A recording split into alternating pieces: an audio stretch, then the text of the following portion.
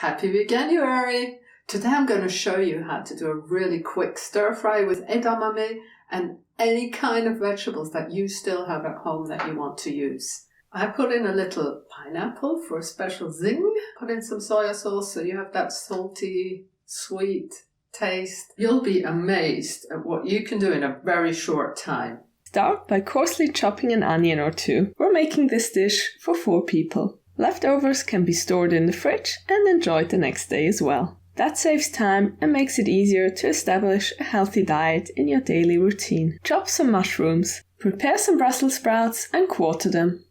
Or just use whatever vegetables you still have at home.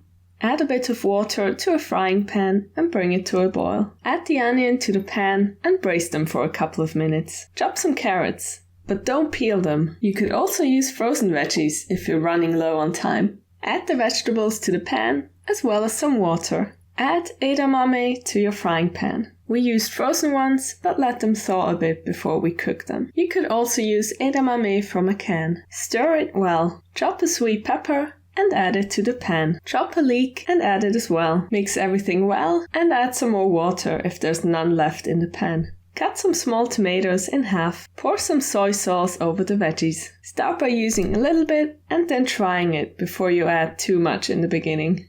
Coarsely chop some walnuts and pineapple and add it to the mix. Season to taste with pepper and let it simmer for a few minutes. As we say in Switzerland, and Guetä.